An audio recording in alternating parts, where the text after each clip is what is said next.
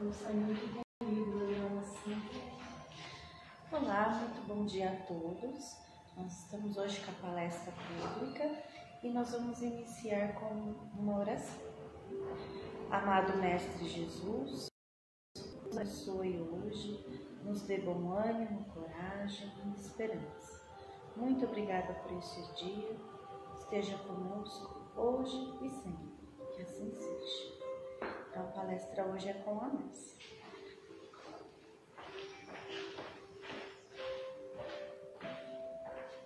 Olá, bom dia a todos os presentes, os que vão nos acompanhar pela transmissão depois, agora ao vivo e depois pelo Facebook também. É sempre um prazer estar aqui com vocês, na casa do Vovô Nestor, aqui na cidade de Campinas.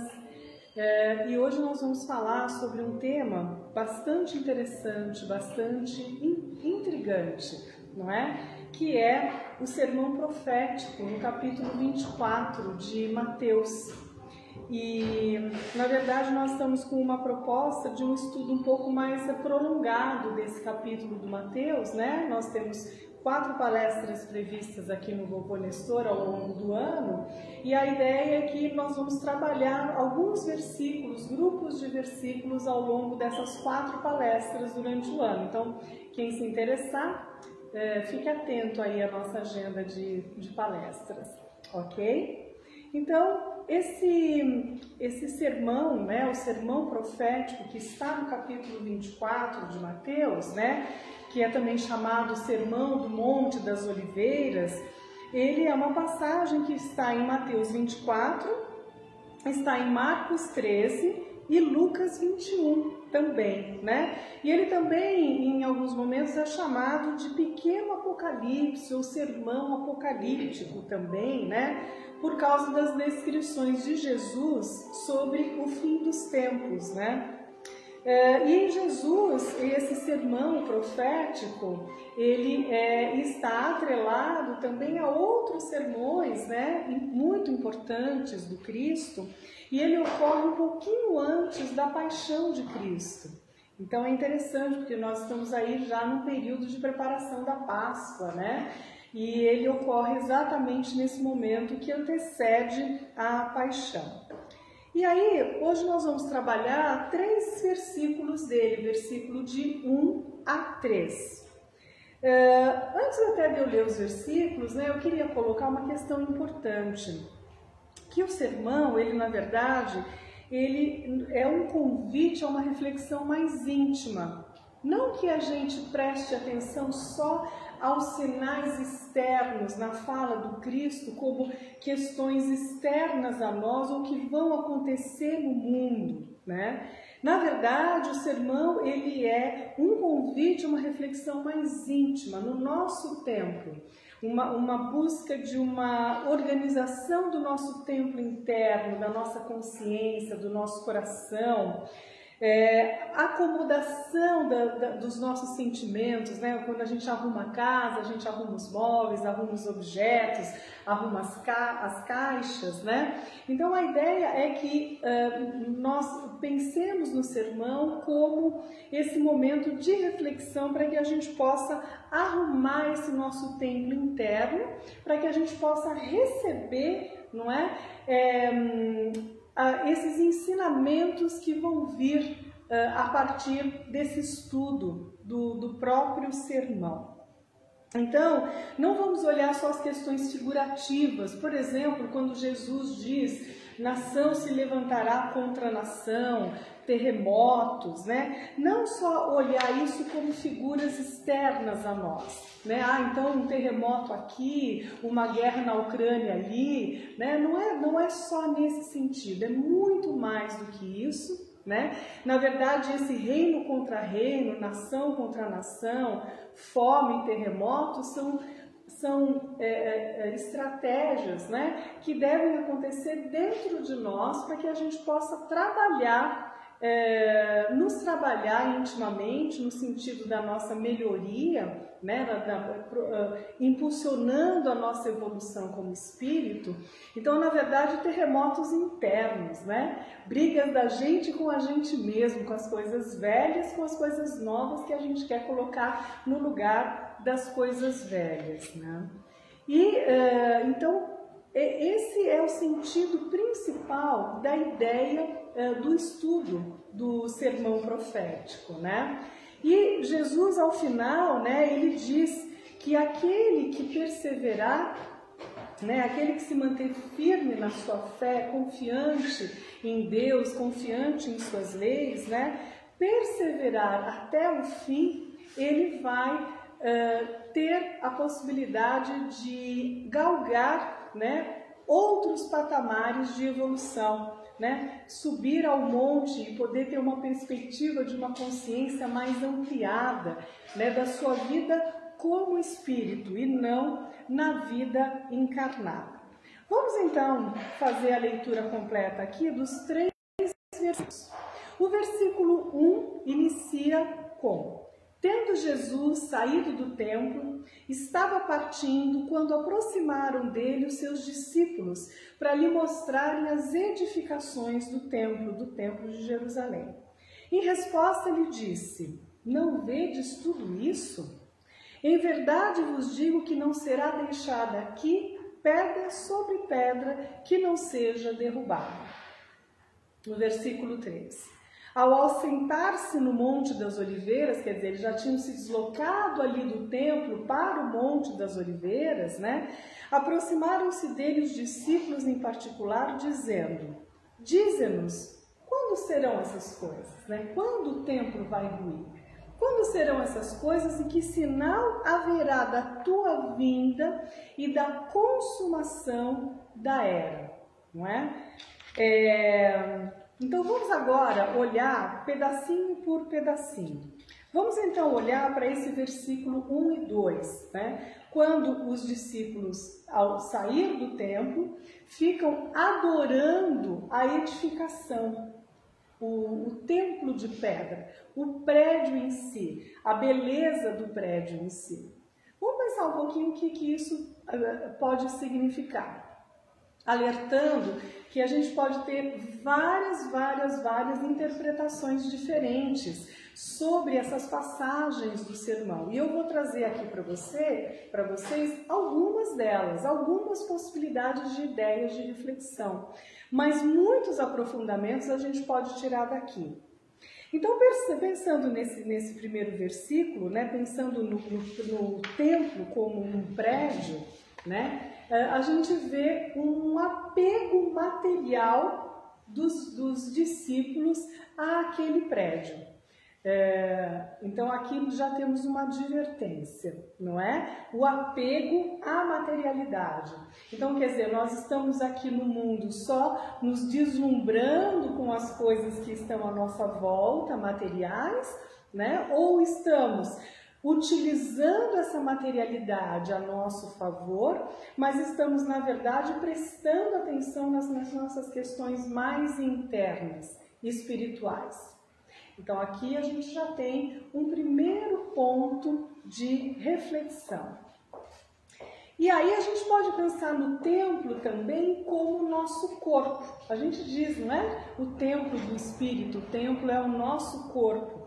Isso é uma outra forma de a gente poder pensar um pouquinho como uma analogia, né, sobre a questão da estrutura material. Então, nós temos uma estrutura material que é o corpo, que abriga o espírito, e temos o espírito na estrutura espiritual, não é? Então, pensando que essa estrutura material, ela é uma estrutura perecível, tem um tempo e ela vai se consumir, ela vai se destruir, né? Na mesma forma como Jesus disse, não vai ficar aqui pedra sobre pedra, não é? Então, essa destruição do nosso templo, a gente pode pensar, por exemplo, como os nossos processos reencarnatórios. Então, a cada encarnação, há a destruição do corpo para que o espírito possa assumir um novo corpo. E, por outro lado, na contraposição a essa questão do corpo, nós temos então a questão do espírito, que é uma estrutura eterna, uma estrutura permanente, uma estrutura flexível, em contraposição a essa estrutura material que é perecível, passageira e mutável. Fica aqui uma outra questão para a gente, né? Então, o que a gente tem feito? A gente tem cuidado mais do templo do que do espírito? A gente tem cuidado mais da casa do que do espírito? Não é? Ou a gente nem do corpo está cuidando? A casa anda bagunçada, a casa anda suja, cheia, entulhada de coisas. Como é que anda o nosso templo, né? Que guarda o nosso espírito nessa encarnação? Então, está lá no Livro dos Espíritos, né? A gente tem que dar também atenção para o corpo, porque ele é um veículo muito importante nessa encarnação para que o espírito possa agir nessa vida. Não é? Então, eu estou realmente cuidando bem dele? Como é que está a minha saúde? Né? Como é que está a minha qualidade de vida? Isso também é uma outra reflexão bastante importante, porque se a gente não cuida do templo, que vai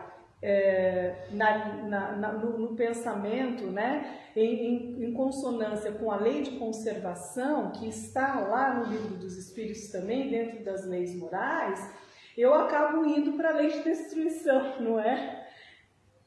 Fora do tempo, porque eu não cuido do meu corpo de forma adequada.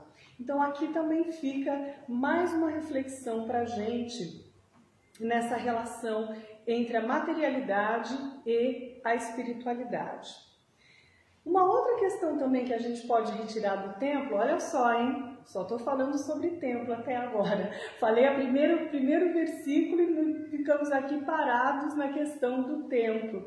Então, como eu falei no começo, a gente tem muitas formas diferentes de poder avaliar e fazer um estudo que a gente chama de miudinho, né? Sobre o sermão profético.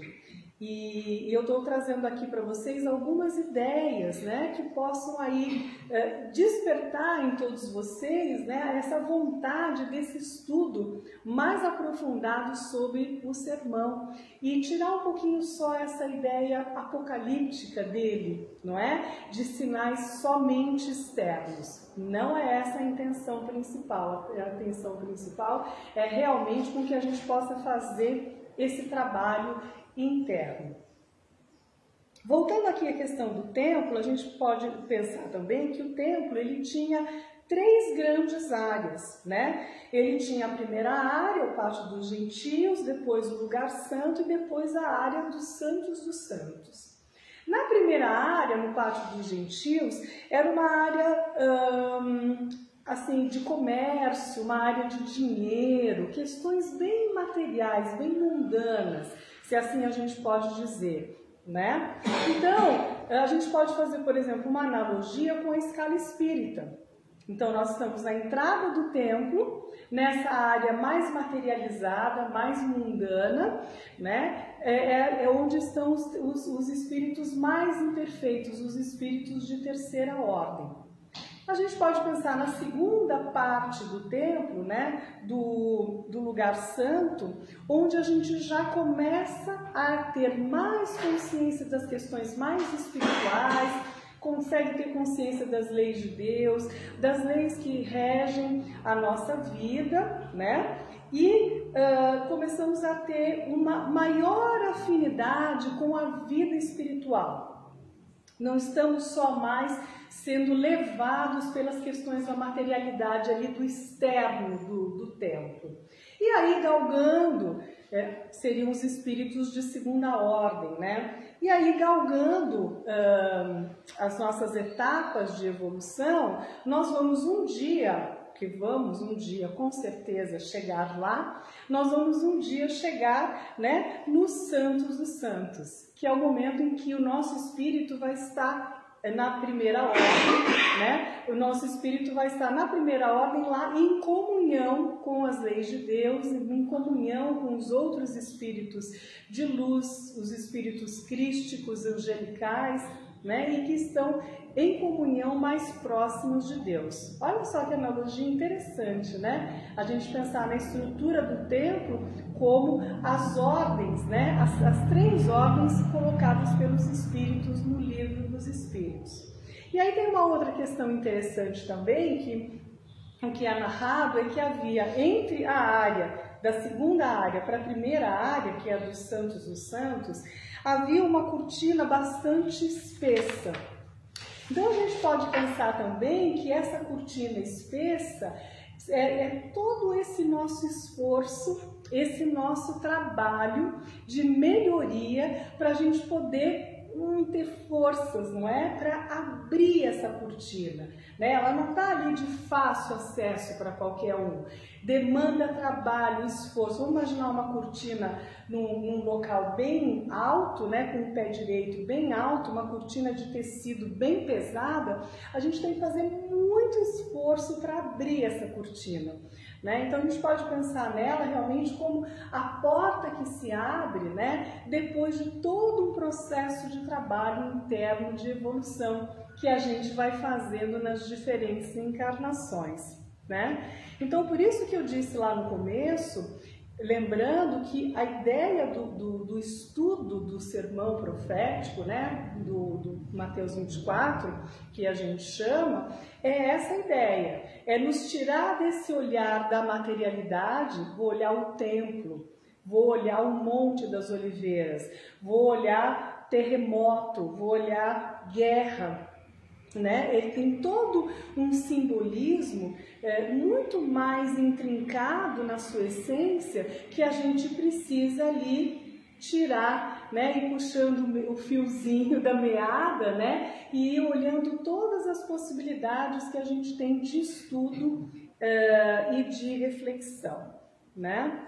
Então, somente através do entendimento das leis divinas é que o mundo poderá se transformar, não é? E essa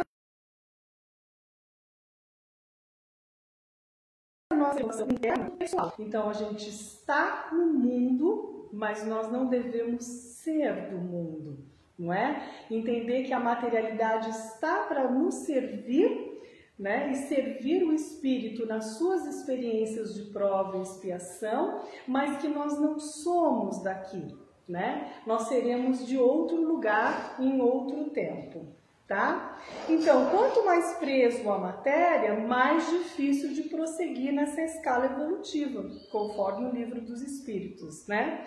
E quanto mais o espírito avança nessa escala, mais ele vai se despojando dessa materialidade, dos vícios, dos hábitos, dos automatismos de comportamento que a gente vem carregando há muitas encarnações. Isso é uma ideia importante, né?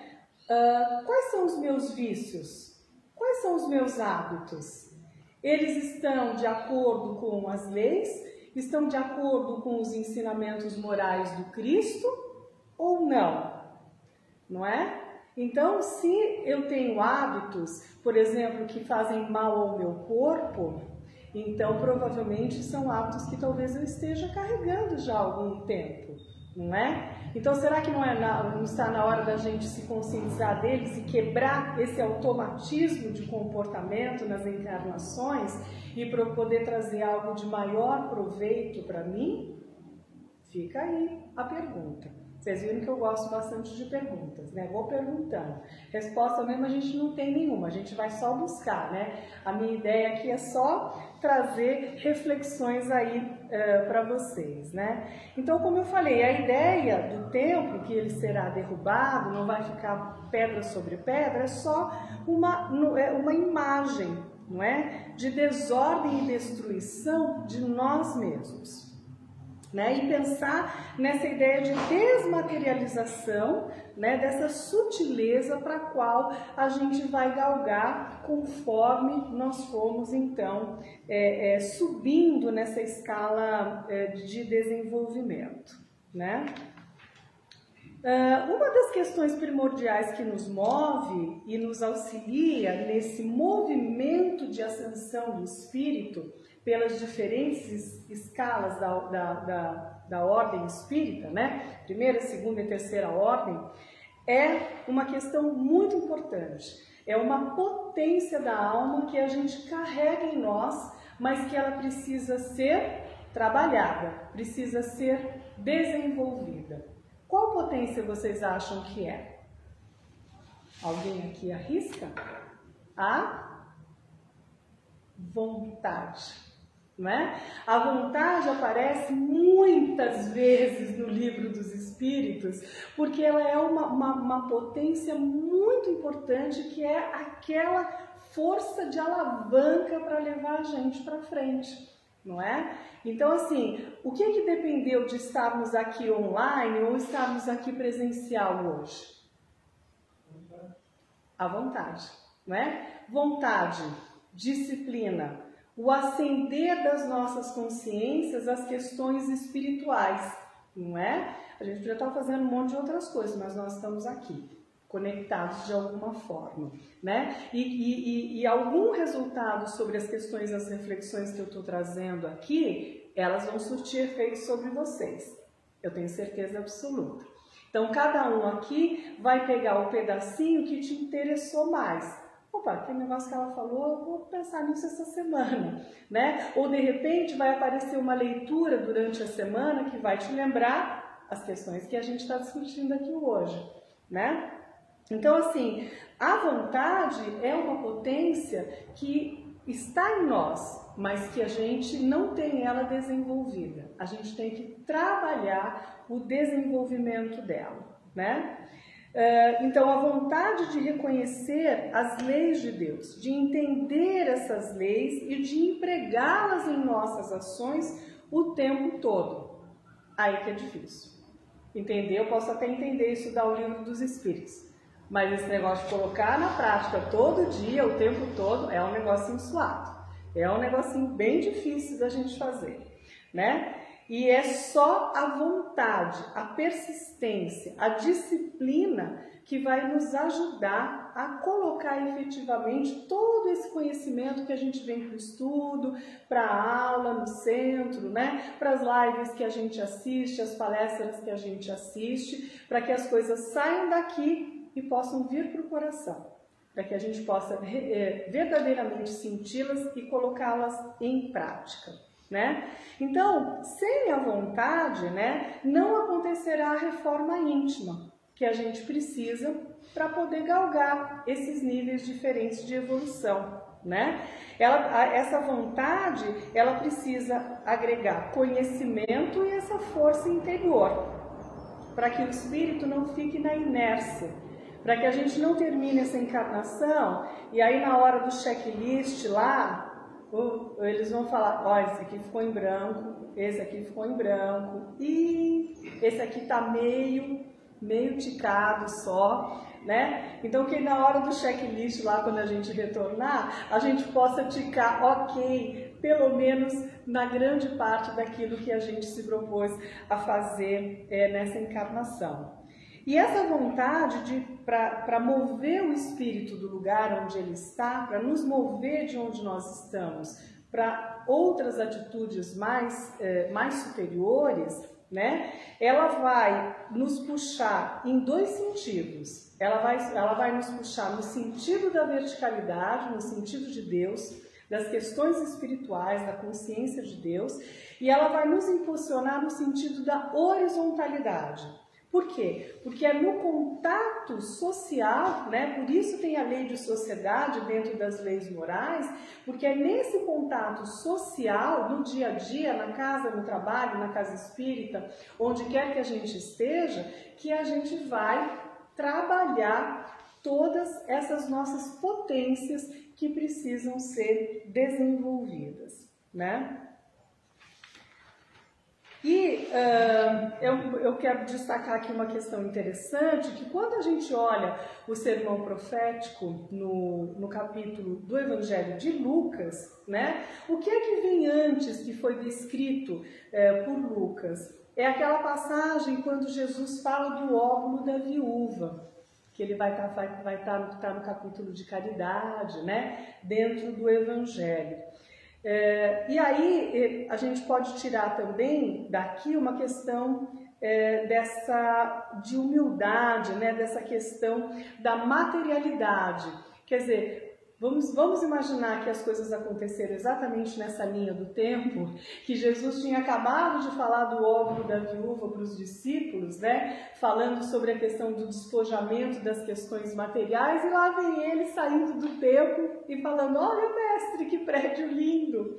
Né? Acho que Jesus deve ter falado, acho que eles não prestaram muita atenção, né? na lição anterior do que eu estava falando. Né? Então eu fiquei pensando, né, quantas vezes a gente realmente tem que escutar várias vezes a mesma coisa para a gente poder internalizar e poder colocar essas coisas em prática. Por isso que o estudo é tão importante, né? Se a gente for olhar, por exemplo, a obra de Emmanuel, né, a gente vai ver quantas vezes Emmanuel nos ensina a mesma questão de formas diferentes, em livros diferentes, em momentos da cronologia diferente da obra dele, mas quantas vezes ele fala para a gente a mesma coisa, né? Como é difícil da gente internalizar.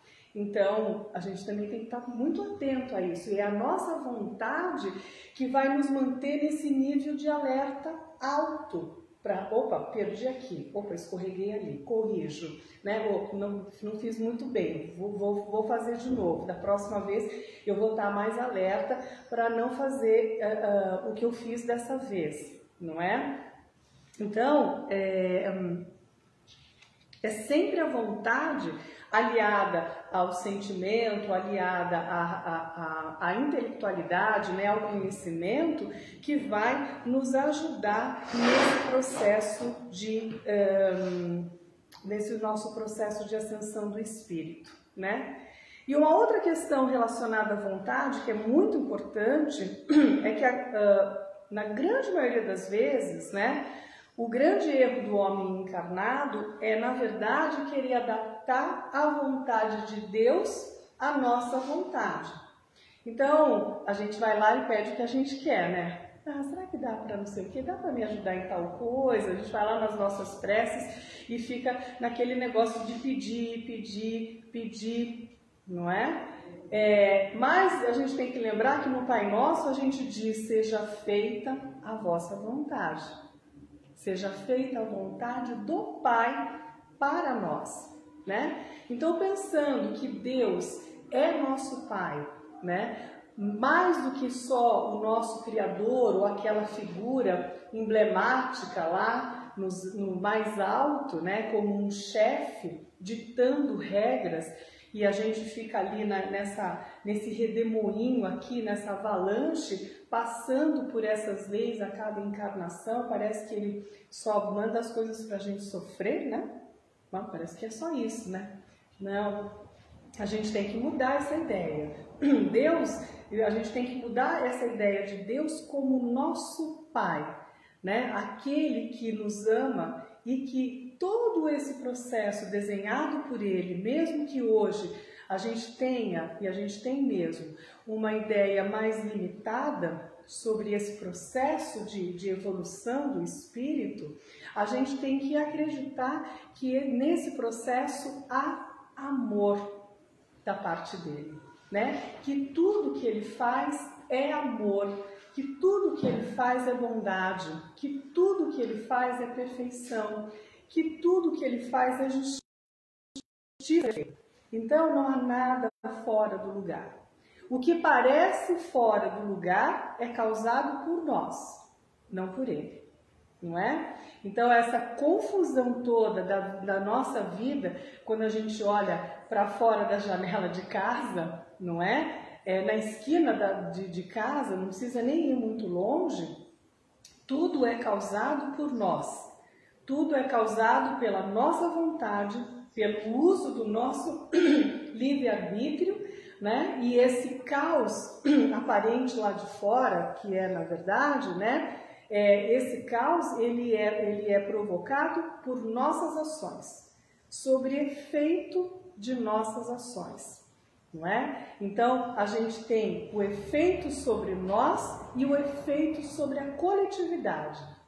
Então, o que eu faço no meu grupo próximo, família, trabalho, centro espírita, o que eu faço implica em consequências ao grupo próximo onde eu estou, né? E que essas consequências vão reverberar no nível do bairro, da cidade, do estado, do país e da humanidade toda, não é? Então, é por isso que é muito importante que as nossas consciências procurem se manter em padrões elevados de conexão com os espíritos superiores, não é? Com esses bons amigos que nos amparam e nos orientam, para que a gente possa ter ouvidos, né, de escutar, como a gente diz, né? Na hora que eu tenho uma dificuldade, né, se eles me mandam uma intuição, eu tenho que estar pronta para olhar esses sinais que eles nos enviam.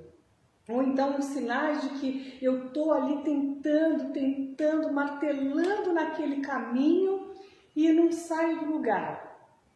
Talvez isso seja um indício de que o caminho não é aquele, não é? Porque quando você está no caminho certo do bem, o caminho flui. Se você está lá martelando em alguma coisa que você não sai do lugar, será que talvez não fosse um momento de repensar? Será que eu estou batendo na porta certa? Não é? Porque Jesus fala, bate e a porta se abrirá. Mas será que eu estou batendo na porta certa? Né? Uma vez, como um amigo espiritual disse, se você está fazendo força e a porta não abre, você provavelmente está tentando abrir a porta pelo lado errado.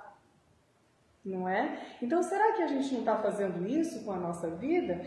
A gente está usando a nossa vontade, o nosso desejo, que são coisas diferentes, né?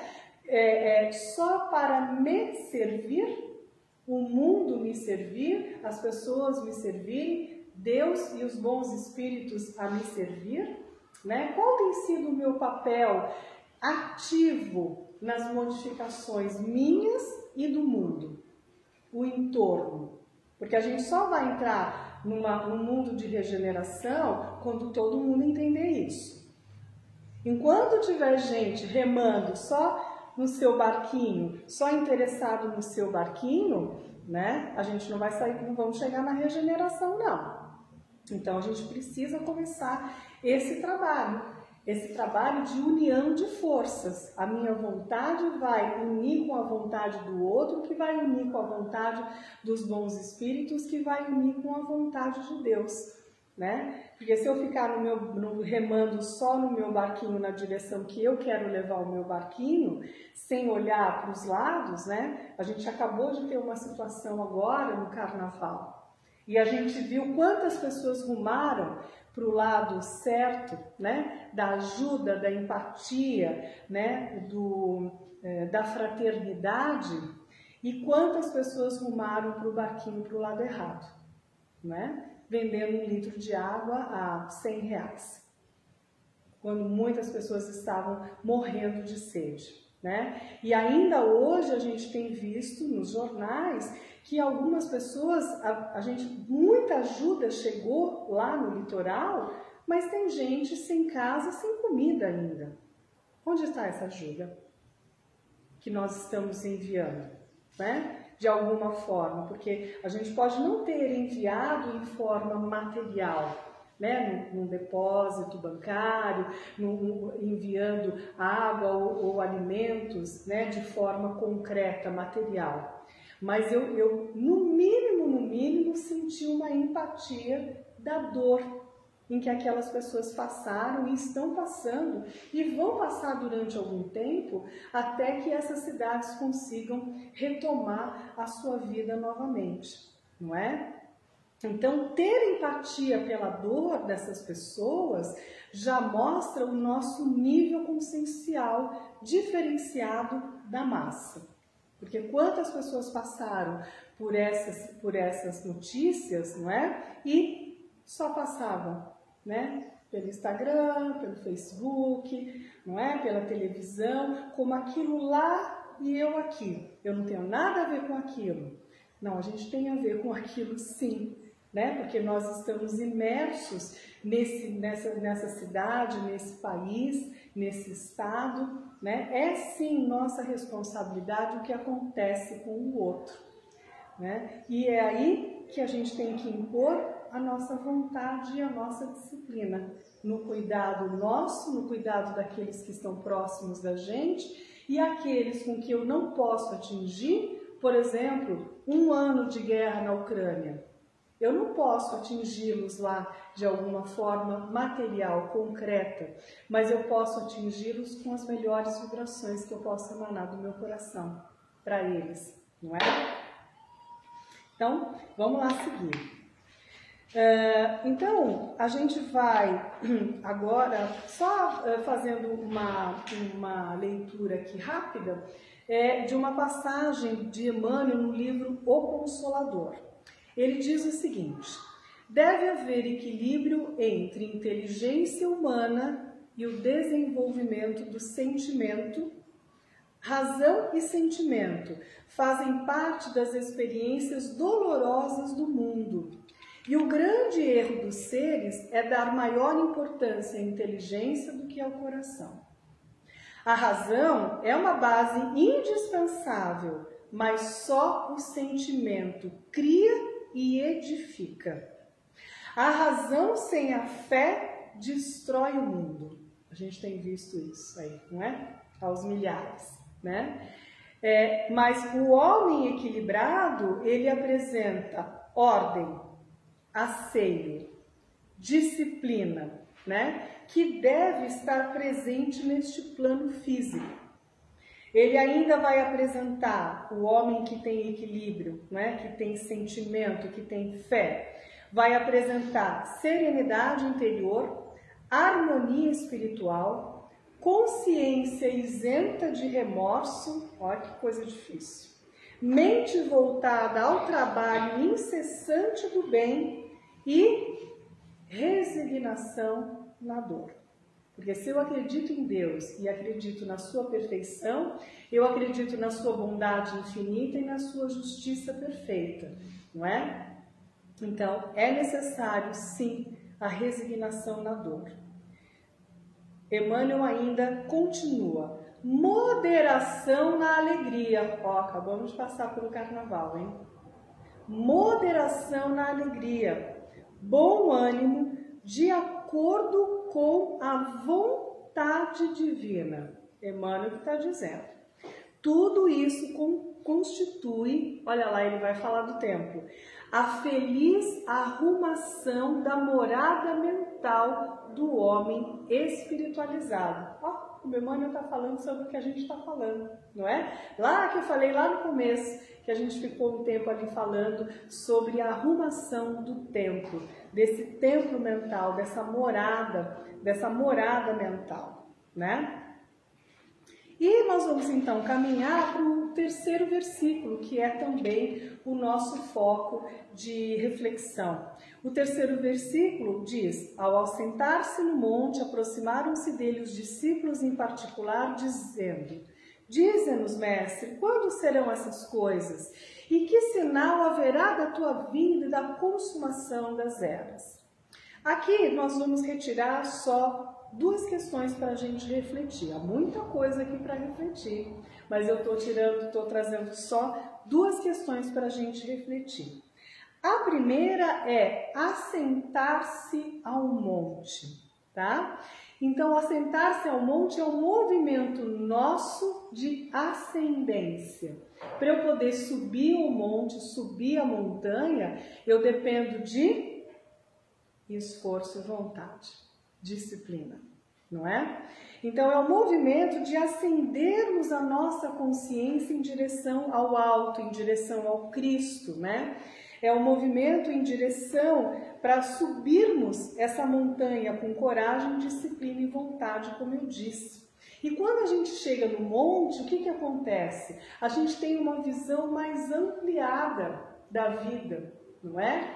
Então, por isso que os espíritos superiores nos conhecem muito melhor do que nós mesmos, porque eles já ascenderam ao monte e eles conseguem olhar a nossa vida numa maior amplitude, Quando eu estou na metade do monte, eu tenho uma determinada visão da planície ou do vale, né? Mas quando eu chego no pico da montanha, eu posso ter uma visão de 360 graus, né?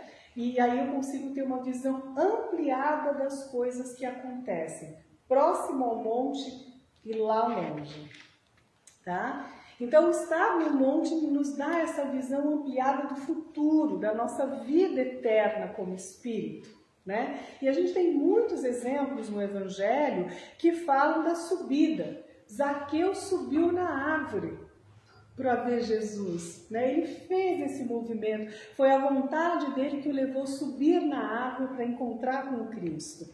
Muitas vezes o mestre subiu ao monte para fazer os seus sermões, como o sermão da montanha tão importante. Então é esse esforço da subida. E agora a gente vai se encaminhar para a nossa parte final, em que eu vou trazer a segunda ideia que eu gostaria de partilhar com vocês, que está nesse versículo 3, que é a ideia dos sinais. Então os apóstolos perguntam, né? Quando serão essas coisas? Que sinal que a gente tem que ficar de olho para ver que as coisas vão acontecer, né? Que sinais? Onde estará esses sinais? Então, nós estamos num momento de transição, cumprindo-se a profecia, né? Os sinais, eles só serão percebidos se a gente tiver feito essa lição de casa de arrumação do templo. Tá? Da derrubada das paredes do templo, da higiene do templo, da higiene mental, deixando para trás o que não nos serve mais e abrir espaço para o novo, para o belo e para o bom, como diz Leon Denis. É preciso que entendamos que a transição dos tempos não é exterior, ela é íntima. E não adianta a gente ficar procurando esses sinais externos, né? Como terremotos, chuvas, inundações, eles fazem parte sim. Esses sinais externos, eles estão aí para nos chamarem a atenção. Mas o que é que eu posso aprender desses sinais, dessas lições externas? Então, uma outra questão é que a gente precisa ter um pouco de cuidado com o que a gente pede. Porque os discípulos não disseram, diz pra gente quando é esses sinais, eles estão pedindo para o Cristo, diz pra gente quando esses sinais vão aparecer, como que vão ser esses sinais. Então a gente também precisa ter cuidado com o que a gente pede, porque talvez a gente possa pedir fora do que a gente teria condição de sustentar, ou de entender, né? Então, a gente está preparado para receber mesmo esses sinais todos aqui, que eles estavam com tanta vontade de saber, ou não? Não é? Então, a gente também precisa estar bastante preocupado com isso, em pensar que ponto da estrada que eu estou, não é? Se eu tenho condição de realmente visualizar esses sinais ou não. Então, é isso.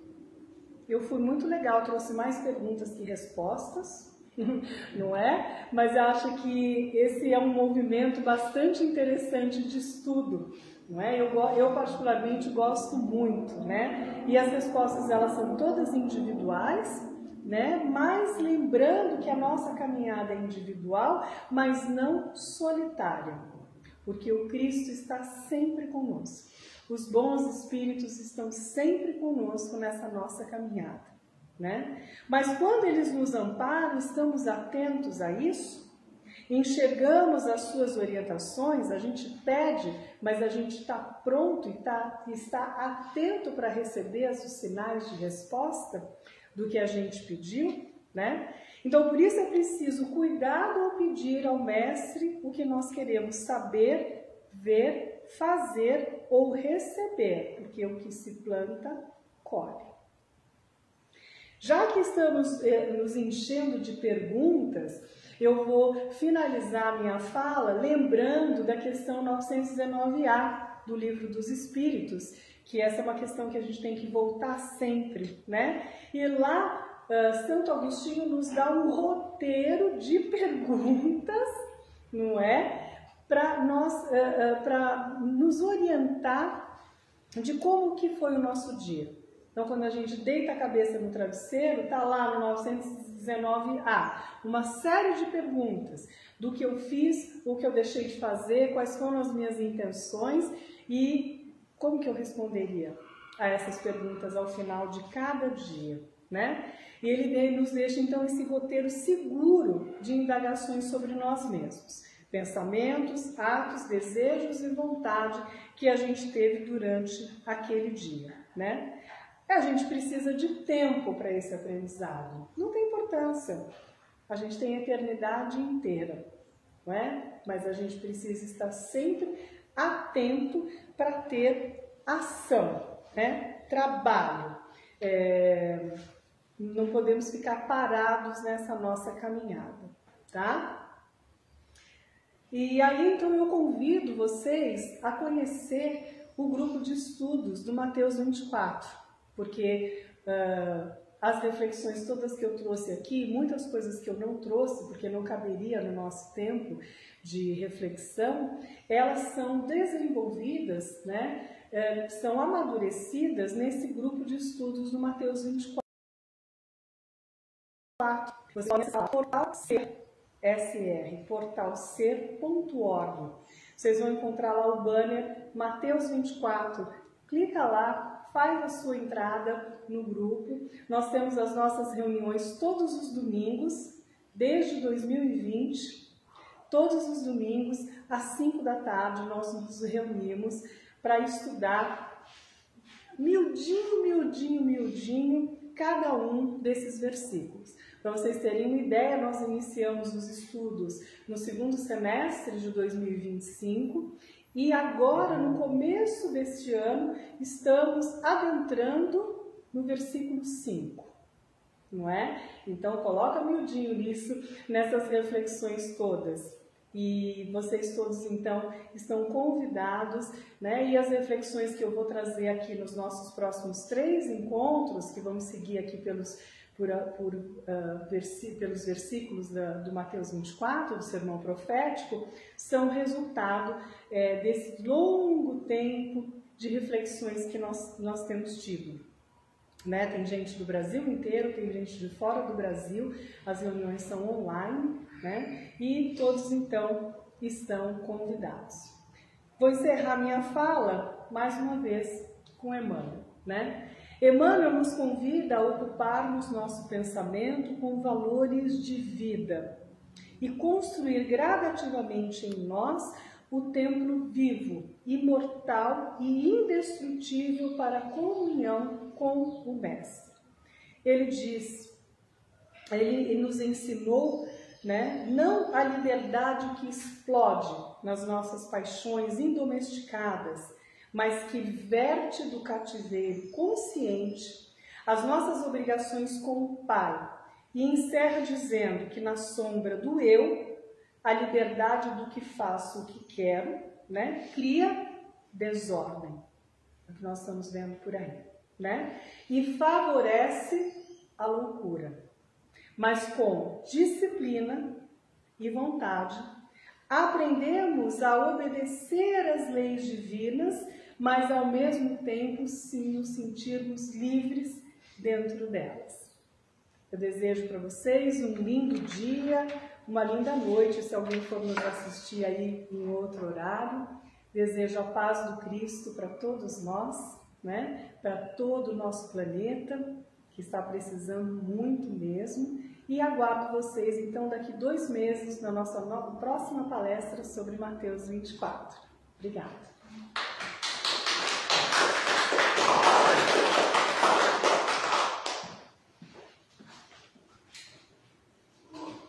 Nós agradecemos nossa amiga Márcia pela palestra, por todos os ensinamentos, reflexões que ela nos trouxe, né, sobre essa profecia de Jesus.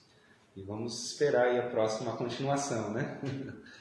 E vamos passar só uns recadinhos antes da gente finalizar sobre os cursos que a gente está fazendo aqui no Centro Espírita Vovô Nestor, né, da Iniciação ao Espiritismo. Então, quem tiver interesse em participar com a gente, iniciou os cursos agora em abril, mas ainda, em fevereiro, mas ainda há a possibilidade de se agrupar aí a turma, né? Então está acontecendo em dois dias, em 2 horários. Primeiro é aos domingos, às 9 horas da manhã, e também às quartas-feiras, às 20 horas, tá bom? Então não tem nenhum pré-requisito. Quem quiser participar é só vir aqui na casa que já pode estar iniciando com a gente. Então vamos fazer a nossa prece de encerramento? Vamos agradecer aos nossos espíritos amigos, protetores, por eles estarem sempre ao nosso lado, nos inspirando, nos amparando. Agradecemos a nosso Mestre Jesus pelos ensinamentos que nos trouxe e por continuar junto a nós, nos guiando, nos mostrando sempre o caminho da verdade, da paz, do amor.